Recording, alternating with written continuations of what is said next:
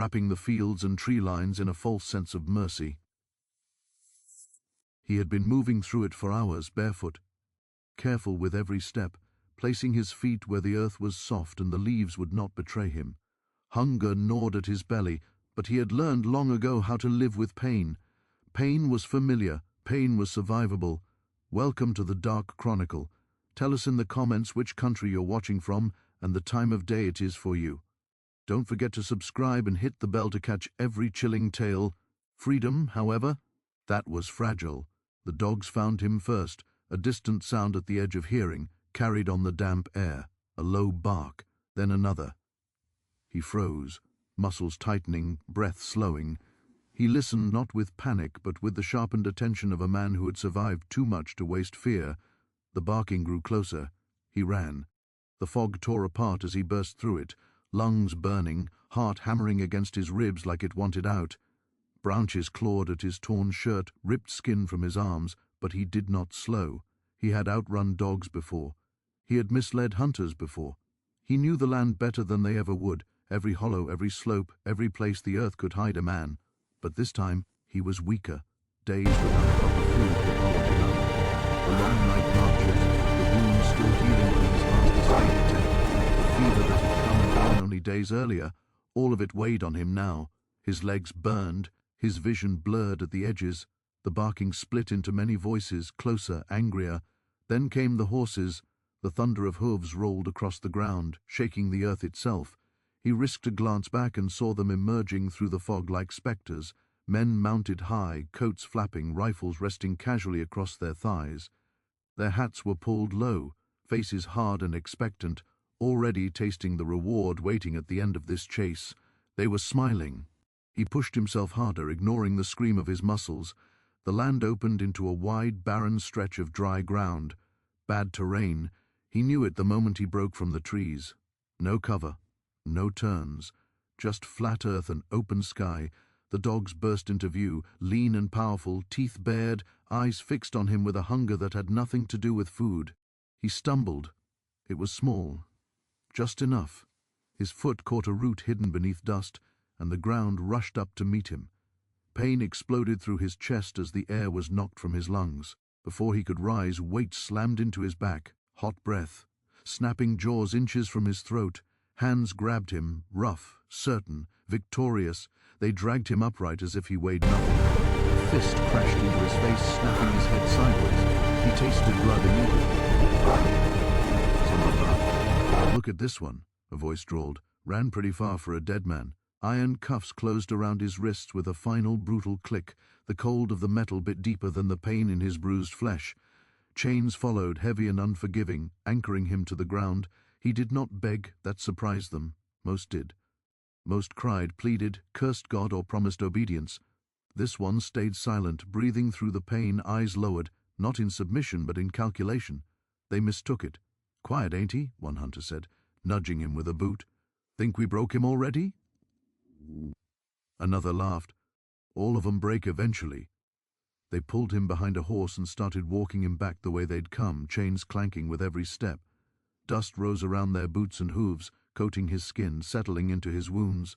The dogs circled close, snapping whenever he slowed, reminding him of the teeth waiting for a mistake. As they moved, the hunters talked freely. They spoke of money, how much he'd fetch, who would claim the bounty. They joked about the trouble he'd caused, about the plantation owner who'd be pleased to see him returned in chains. They spoke of other hunts, other men dragged back or killed outright when running proved inconvenient. They never once spoke to him. To them, he was already an object, a body, a thing reclaimed, but inside his silence, his mind worked. He listened carefully, memorizing voices, counting steps, noting the rhythm of the horses. He watched reflections in rifle barrels, studied shadows cast by the sun. He noted who rode at the front, who lagged behind, which dog was fastest, which hunter drank from his flask too often. Fear had taught him this long ago. At one point a hunter leaned down close to his face, grinning wide. "You thought you was free," he said softly, cruelly. "Ain't no freedom for the likes of you." The man in chains lifted his eyes then, just for a moment. There was no rage in them, no wild defiance, just something cold, measured. something that unsettled the hunter enough that he straightened and stepped away. They camped near dusk, a shallow clearing open enough to see approaching danger but ringed by trees. The hunters built a fire, tied the horses, fed the dogs. They chained him to a thick stump near the edge of the light, close enough to watch, far enough to ignore. As darkness fell, laughter filled the air. Food crackled over flames. A bottle was passed around. The day's chase became a story, exaggerated and retold, each man claiming a greater role in his capture. "He tripped like a fool," one said. "I had him dead to rights," another insisted. They laughed again. The man in chains sat still, shoulders slumped, head bowed. To anyone watching, he looked defeated, exhausted, finished. But as the fire burned low and the hunters grew lazy, his eyes stayed open. He watched the way one hunter always set his rifle against the same rock. He noticed how another removed his boots before sleeping. He listened to the dogs breathing, to the way their growls softened into sleep. Above all, he listened to the land, the night insects, the shifting wind, the quiet that came between laughs. They thought the hunt was over. They thought the prey was caught. But the truth was simpler and far more dangerous. This man had survived whips, chains, hunger, and cruelty designed to erase him. Being captured again was not an ending. It was a mistake made by men who believed strength only lived in weapons and numbers.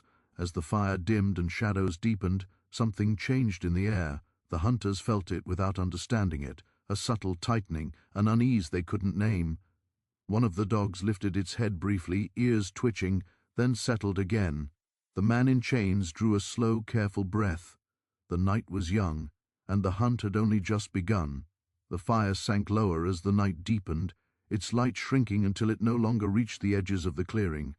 What remained was a pulsing orange glow and long, uncertain shadows that shifted with every movement.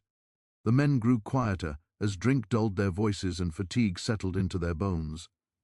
Laughter faded into murmurs, then into the simple, careless sounds of men who believed that danger would pass. The man in chains stayed still. He had learned long ago that stillness was a kind of disguise. Overseers mistook it for submission, hunters mistook it for defeat. They never understood that silence could be sharper than shouting, that patience could be a weapon. He had survived because he knew when not to move. The chain around his wrists was heavy but not new. He tested it subtly, flexing his fingers just enough to feel where the metal rubbed raw skin. The iron ring around the stump was old. He could hear it when he shifted his weight, an uneven scrape, the sound of wear. He filed that away in his mind. Across the clearing, one of the hunters stumbled as he stood, laughing to himself before relieving his bladder near the trees. Another argued quietly with a companion over who had spotted the runaway first. A third lay back on his blanket, hat tipped over his eyes, already asleep. They were comfortable. The dogs, however, were not entirely at rest. One lay closest to him, its chest rising and falling slowly, ears twitching at sounds the men ignored. It lifted its head once and stared at him. He met its gaze without flinching. He had dealt with dogs before. They sensed fear. They sensed suddenness. He gave them neither. The moon rose higher, washing the clearing in pale light. Clouds passed over it in slow procession, briefly dimming the world before allowing it to glow again. Each time the light shifted, he memorized what changed, what moved, what stayed fixed. His mind drifted, not to comfort, but to memory. He remembered the first time he had been hunted, years ago, when he had been younger and reckless, when hope had burned too hot and too fast. He remembered running blindly, trusting speed alone. He had been caught within hours, beaten until he couldn't stand, punished not only for escape but for daring to imagine it. That lesson had stayed with him. Survival wasn't about strength alone. It was about knowing people, knowing patterns, knowing when men grew lazy. These men were lazy now. One hunter rose to stoke the fire, poking at embers until sparks leapt upward. He glanced toward the stump briefly, eyes skimming over the chained figure without stopping. The man's shoulders were slumped, his head bowed, his breathing slow and shallow. He looked exactly like what they expected to see. Satisfied, the hunter turned away. Time stretched. Crickets filled the silence. Somewhere in the distance an owl called. The man shifted his wrists again, barely perceptible. The iron scraped softly against bark. He froze immediately, listening. No reaction. The dog slept on. He did it again, slower this time, angling his hands just enough to feel the inside of the cuff. There was give, small but real. The metal wasn't perfectly fitted. It never was. These things were made for speed, not care. He could feel where rust had eaten at the hinge. He did not pull harder, not yet. He waited until the cat had fully surrendered to the night, until breathing deepened, until one hunter began to snore loudly, drawing a curse from another before both fell silent again. He waited until the fire was nothing more than glowing coals. Then he began to work. He shifted his weight carefully, leaning just enough to put pressure on the cuff without drawing attention. Pain flared as iron bit into swollen flesh, but he welcomed it. Pain meant contact. Contact meant progress. He twisted his wrists inward, then outward, slowly, rhythmically, letting the metal grind against itself. Minutes passed, maybe longer. Time lost meaning when every second demanded attention. A faint sound reached him, a soft click, almost imagined. His breath caught, but he forced himself to remain calm. Panic ruined delicate things. He continued, matching the movement that had produced the sound. Again, the click came, clearer now. The hinge shifted. One cuff loosened. He stopped immediately. The dog closest to him stirred, lifting its head again. It sniffed the air, growled softly. The man froze, body slack, head drooping forward as if sleep had claimed him. His breath slowed, his eyes unfocused. The dog watched him for several heartbeats, then lowered its head and settled back down. Only then did he resume. The cuff slipped free of his wrist with agonizing slowness. Skin tore slightly where it had swollen against the metal. Blood welled, warm and slick, but he ignored it. He let the cuff hang loosely, still attached to the chain, still appearing secure at a glance. Freedom, even partial, sent a surge through him that he had to fight to contain. He did not rush. Rushing was how men died. He waited again. When he was certain no one was watching, he tested the second cuff. It was tighter, more stubborn. His fingers trembled as he worked it, muscles screaming with restraint. Sweat gathered along his spine despite the cool night air. The dog shifted again. One rose to its feet, stretching, then wandered toward the fire. Stirred, muttering something unintelligible, then rolled over. The man paused, wrists aching, jaw clenched so tightly his teeth hurt. At last, the second cuff gave way just enough for him to slip his hand free, leaving the chain draped loosely across his lap. He did not let it fall. He cradled it, controlling its weight, keeping it from clinking against the stump. He was no longer bound, but he was not yet free. He rose slowly, knees protesting as circulation returned. He stayed low, moving with the deliberate care of someone who understood that the smallest sound could undo everything. He eased the chain from the stump, lowering it gently to the ground, arranging it so it looked undisturbed in the low light. For a moment, he simply stood there, listening. The cat slept. He took one step backward, then another, careful to place his feet where dirt was soft and leaves would not crack.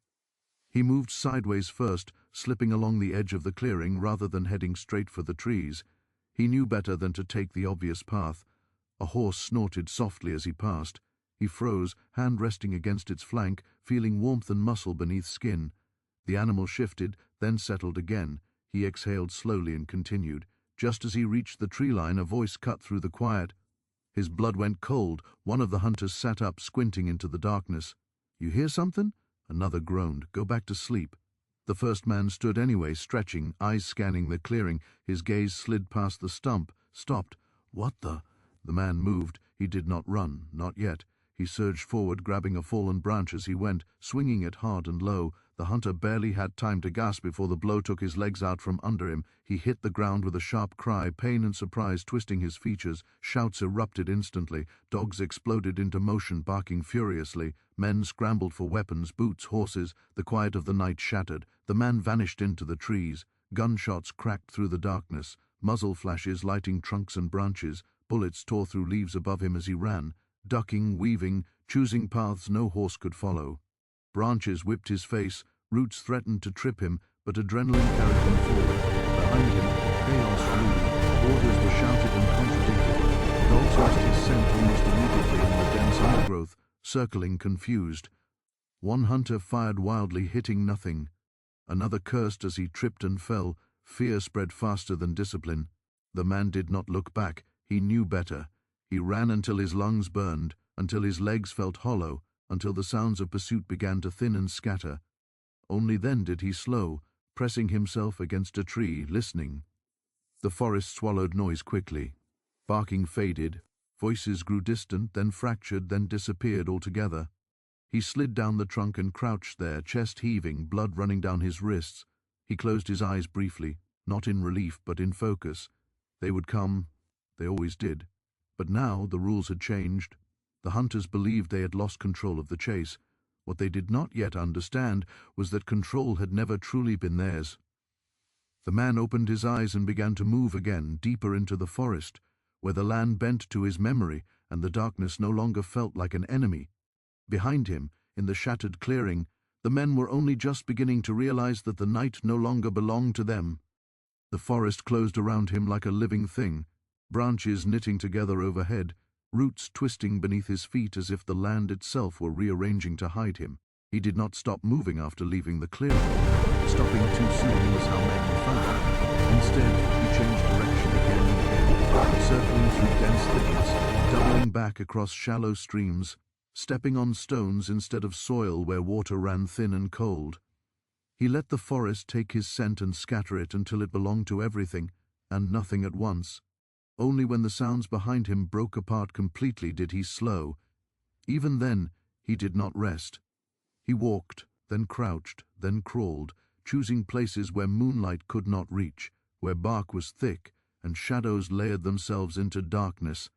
His breath came hard, his chest aching with each pull of air, but he controlled it, forcing his lungs to work quietly. Panic was loud, he could not afford loud. Some distance away, the hunters regrouped.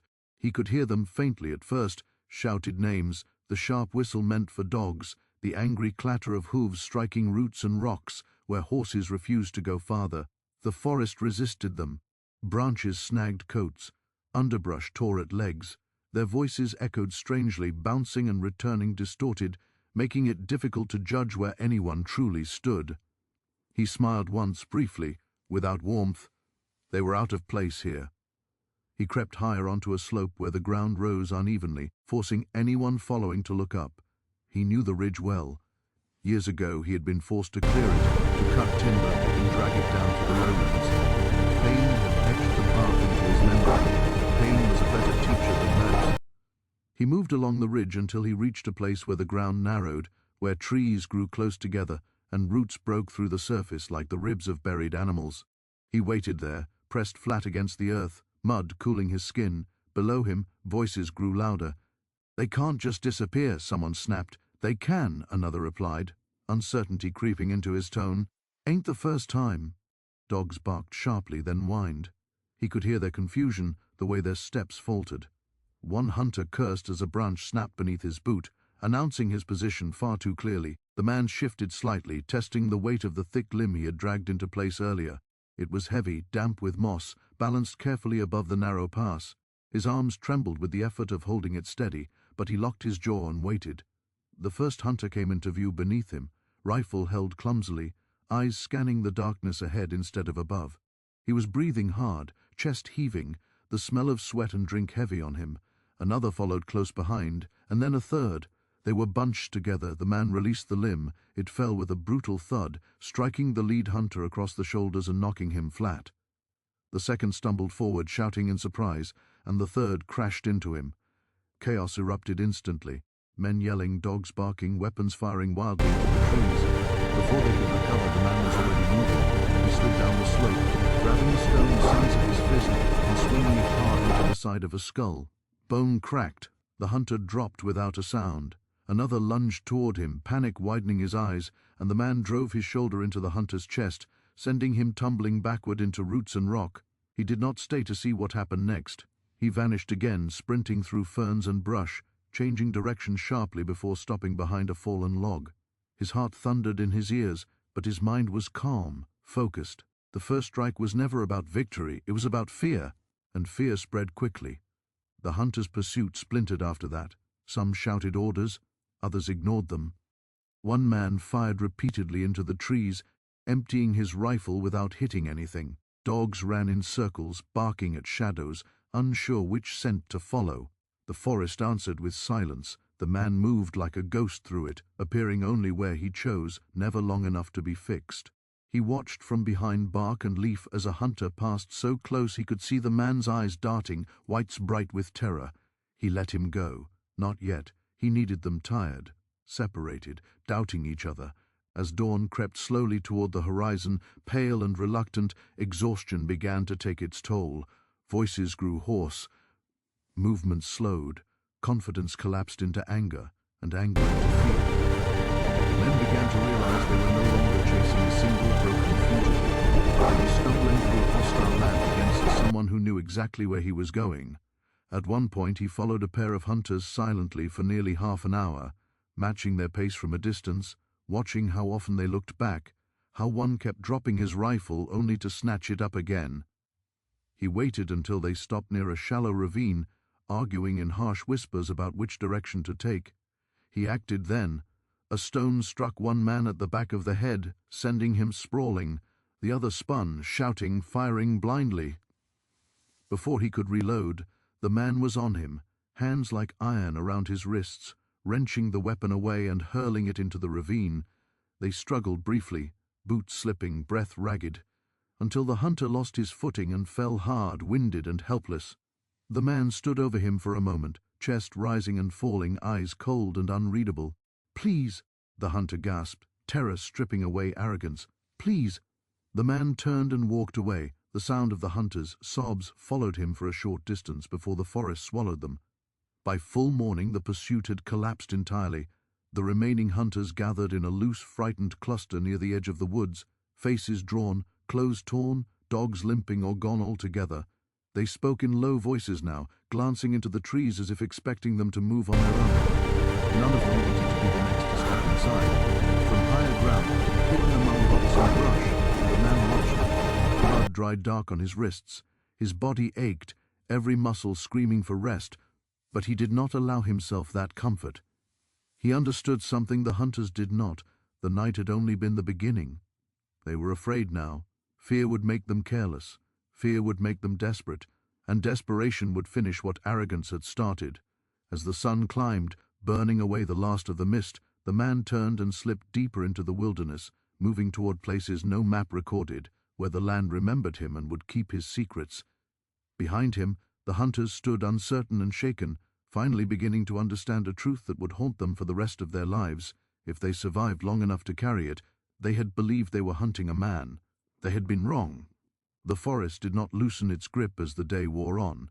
If anything, it tightened, the air growing heavier, the light filtering down in broken shards that shifted constantly, never allowing anything to stay clear for long. The man moved steadily, not quickly, conserving what strength he had left.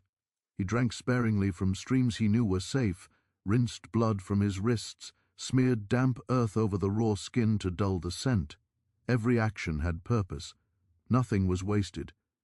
Behind him, confusion hardened into dread. The hunters argued openly. Gone were the loud boasts and easy confidence of the previous day. Their voices cracked, edged with strain, each man trying to assert control while fearing the moment he would be forced to step forward alone. They counted themselves more than once and came up short each time. One had vanished in the dark. Another had been left behind, injured and sobbing, no one willing to risk returning for him. The dogs, once their greatest advantage, were scattered, limping or silent. They were being undone piece by piece, and they felt it. One hunter insisted they regroup and wait for reinforcements. Another demanded they push on, convinced the man could not be far. A third said nothing at all, his eyes fixed on the trees, fingers twitching near his trigger as if expecting them to move. When they finally advanced again, it was without unity. They spread out instinctively, each man wanting distance from the others, space to run if needed. It was the worst decision they could have made. The man saw it from above. He had climbed to a high outcrop overlooking a narrow trail the hunters would be forced to use. From there, he could see them clearly, figures moving hesitantly through undergrowth, rifles raised but unfocused, heads turning constantly. He noted the way their formation stretched thin, how the distance between them grew with every step. He waited until the lead hunter reached the bend in the trail.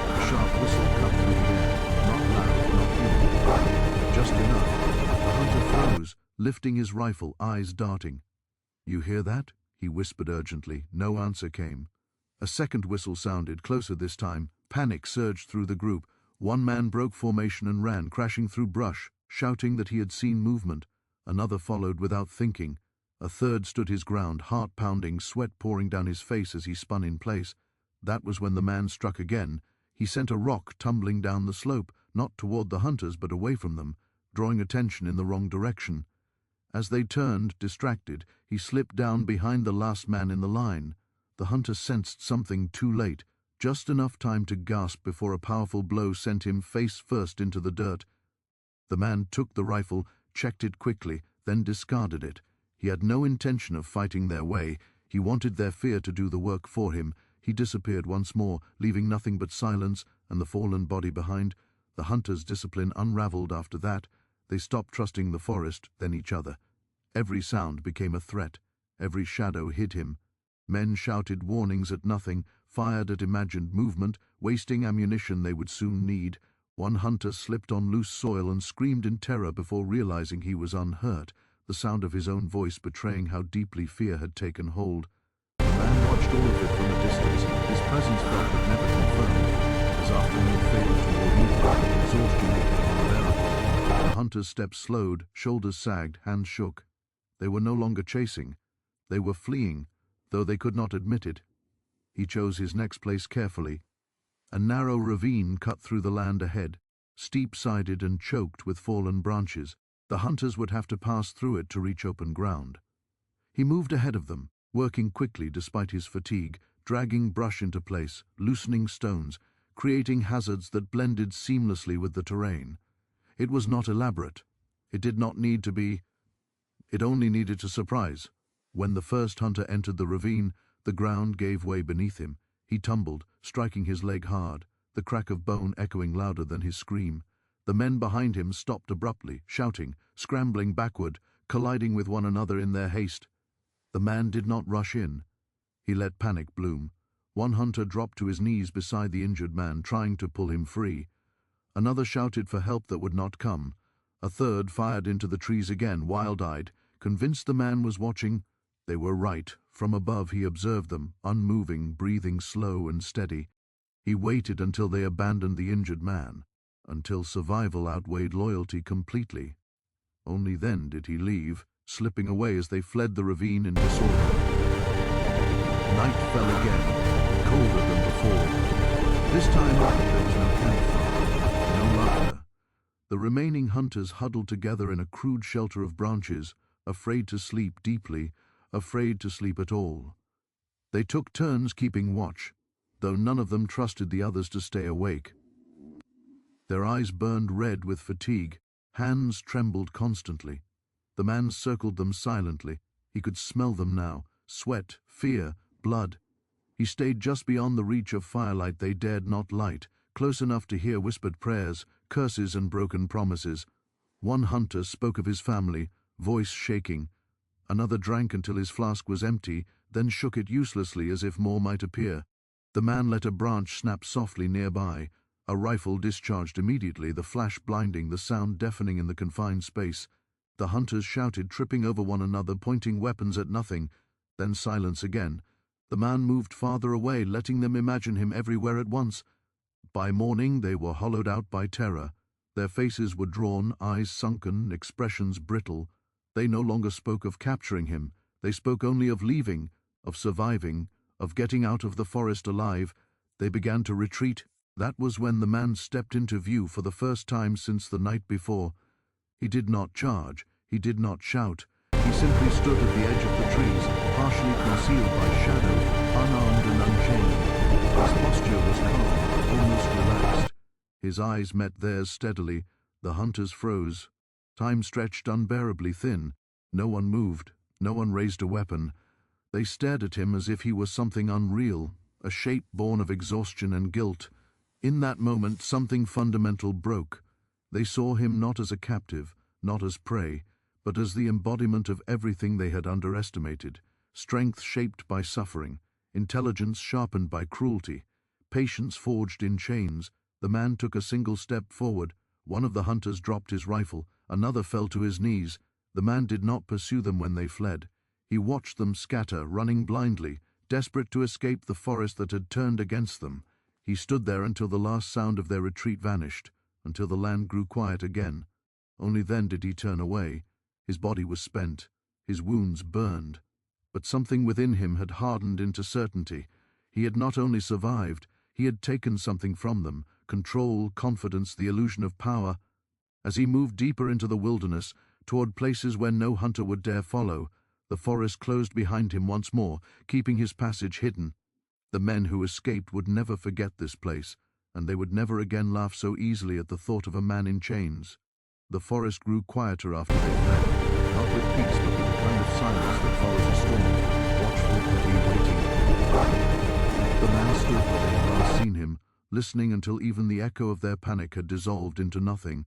Only then did he allow himself to move again, easing back into the cover of trees, careful not to rush, careful not to let triumph make him careless. His body reminded him of its limits with every step. Muscles trembled, cuts stung where sweat carried dirt into them, the skin around his wrists had split and hardened, blood drying dark and tight. He slowed near a stream and knelt, cupping water to drink, then washing his hands and forearms until the rust smell faded. He did not linger. He never lingered. What mattered now was distance and certainty. The hunters had scattered, but scattering did not mean gone. Fear could drive men in unpredictable directions. Some would run until they collapsed. Others would double back, convinced the safest path was the one they already knew. A few, the most dangerous kind, would let fear sharpen into anger and hunt again with renewed cruelty. He could not assume the threat was over. He climbed steadily toward higher ground where the forest thinned and the air moved more freely. From there, he could see farther, hear better.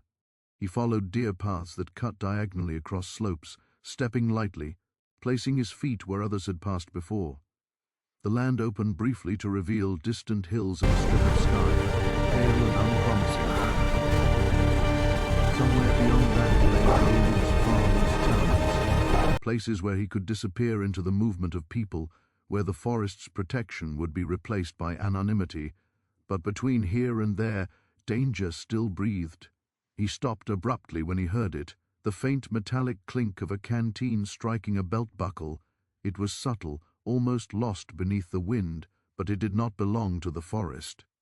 He dropped low, pressing himself into the shadow of a fallen pine, eyes fixed on the slope below.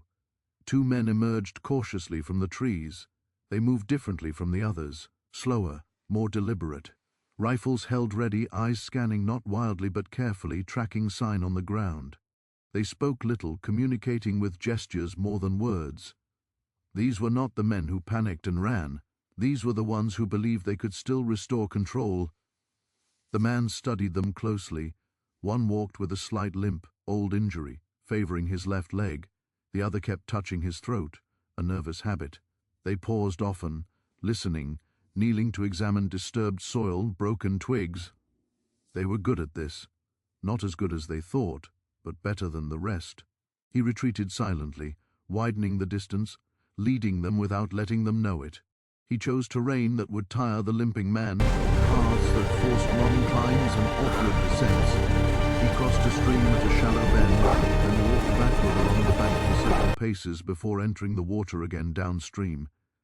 He dragged a branch lightly across the ground in one place, then lifted it entirely in another, creating contradictions that would slow even experienced trackers. Time passed. The sun climbed, then began its slow descent. The men followed. They were persistent, he would give them that. Hours went by without a sound from them that suggested doubt. But persistence carried its own cost. Fatigue crept into their movements, shoulders tightening, steps growing heavier. They began to argue quietly, frustration leaking through discipline. At the edge of a clearing, the man stopped and waited. He had chosen the place for its balance, open enough to see movement, enclosed enough to control it.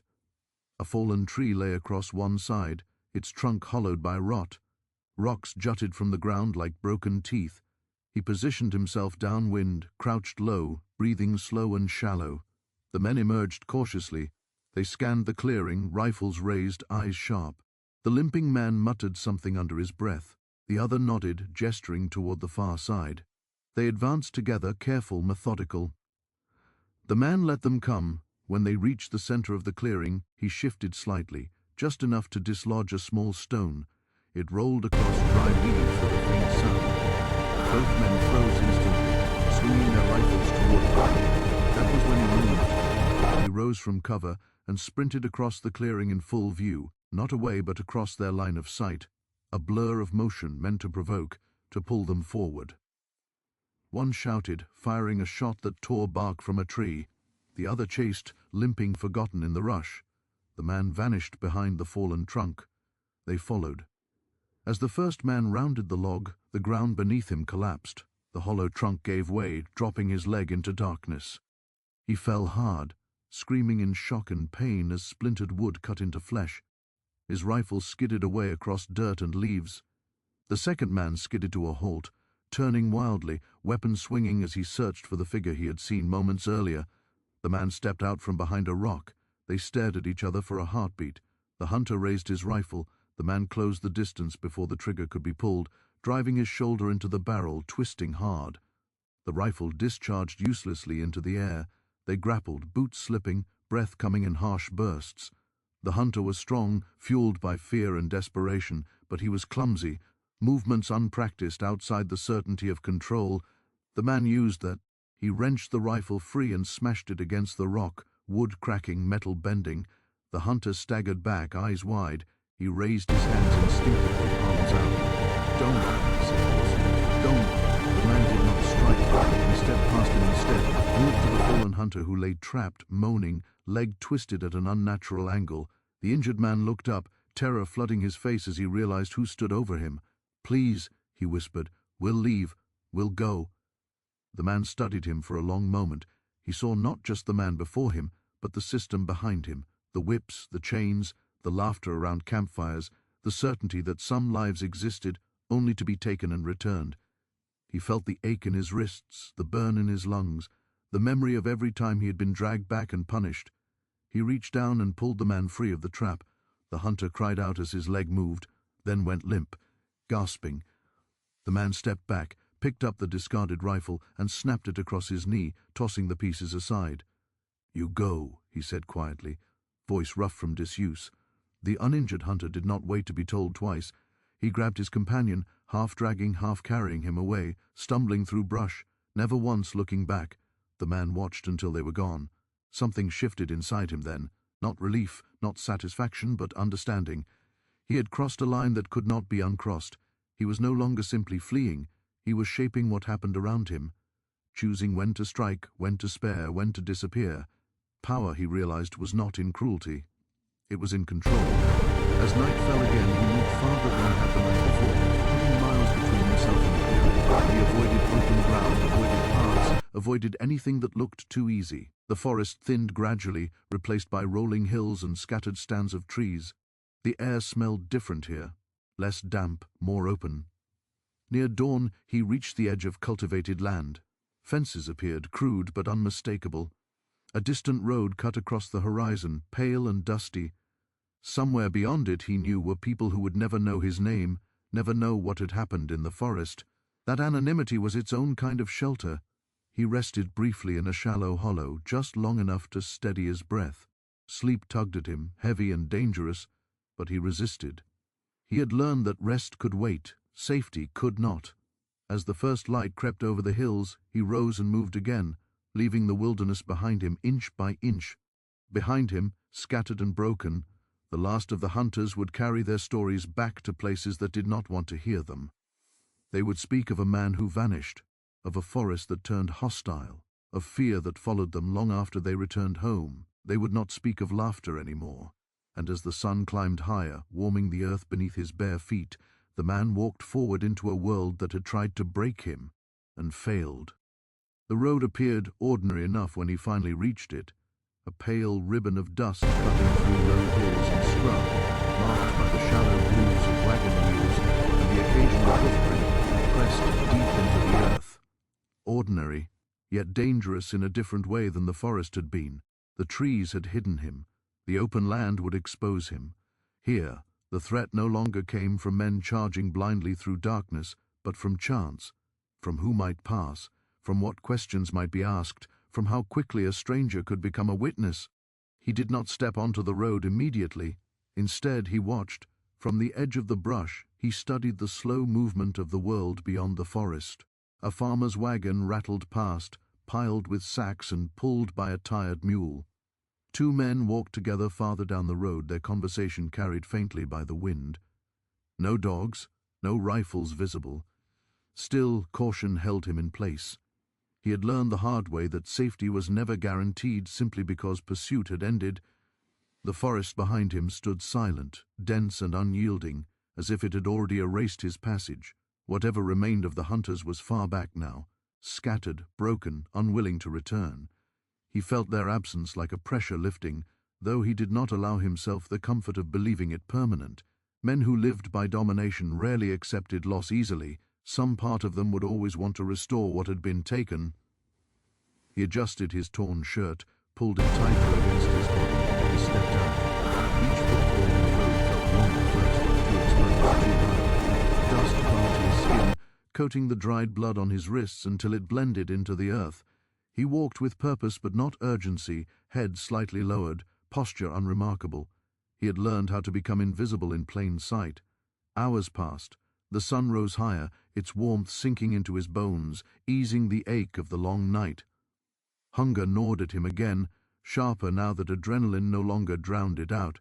He ignored it. Hunger was familiar. Hunger did not slow him unless he let it.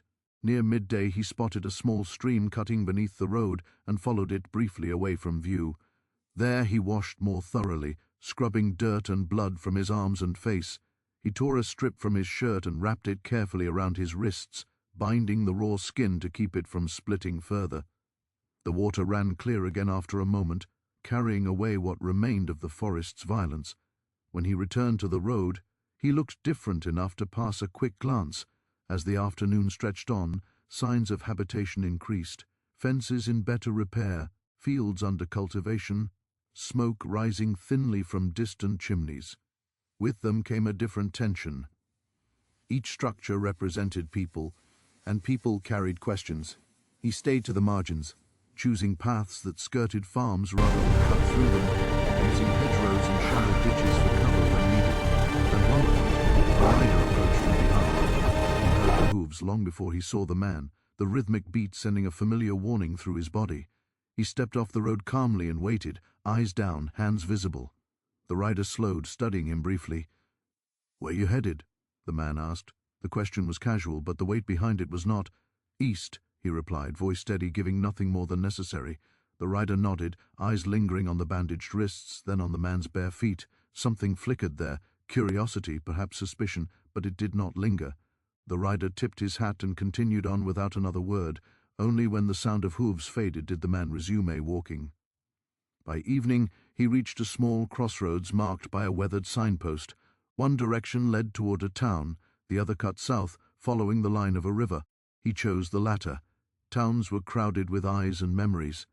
Rivers carried movement, noise, places where a man could disappear among travelers who asked few questions.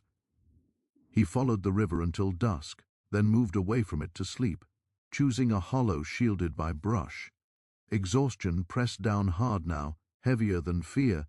He ate what little he could find, roots he recognized, berries he trusted, then lay back, staring up at a narrow slice of sky framed by branches. Sleep came quickly and without dreams. When he woke, it was dark again, but the darkness felt different from the forests. It was open, less oppressive. He rose before dawn and continued on, repeating the rhythm he had learned through years of survival: move, watch, wait, move again. Days passed in this way. With each mile, the forest's grip loosened further. News traveled slowly, but it traveled. He heard fragments along the way, whispers between men at a river crossing, a muttered complaint from a farmer about hunters returning empty-handed, angry, shaken. No names were spoken, no clear descriptions, just unease and something like disbelief. "They say he turned on 'em," one man said quietly. "Nonsense," another replied, though without conviction. "One man can't do all that." The man listened and moved on. He did not seek acknowledgement. He did not seek revenge. What he sought was something far rarer, the chance to exist without chains, without pursuit, without someone else claiming ownership of his breath. Weeks later, the land changed again. Hills flattened into broad plains, roads multiplied. Faces grew more varied. Here a man could pass through and be remembered only briefly, if at all. He took work where he could, labor that asked for strength but not history. He learned new names for himself and let the old ones fade. At night, when the world quieted, the memories returned. The fear in the hunter's eyes, the moment when the balance shifted, when he had seen himself reflected not as prey, but as something else, something they had never imagined him capable of being. Those memories did not haunt him the way pain once had. They grounded him. They reminded him of what he had survived and what he would never allow again. Somewhere far behind him, the men who had hunted him tried to resume their lives. Some drank more than before, some avoided forests altogether, some woke in the night, convinced they heard movement just beyond the firelight. They did not speak of mockery anymore. They did not laugh at stories of captured men. They had learned, in the most unforgiving way, that control was fragile, and cruelty carried consequences they could not always escape. The world did not change because of what happened in that forest. Chains were still forged, whips still cracked, men and women were still hunted, still returned, still broken in ways no one recorded. The man knew this. He carried that knowledge with him, heavy and unresolved. But something had changed for him. He had learned that survival did not always mean endurance alone. Sometimes it meant resistance. Sometimes it meant turning the weight of fear back onto those who relied on it. Sometimes it meant choosing not to disappear quietly. Years later, his name would be forgotten by everyone but himself. His face would blur in memory. The story would become rumor, then legend, then nothing at all. But on certain nights, when the wind moved just right through the trees and the darkness pressed close, men would still remember. They would remember laughter that died in their throats. They would remember a forest that watched. And they would remember the moment they realized, too late, that the man they had mocked was never the prey at all.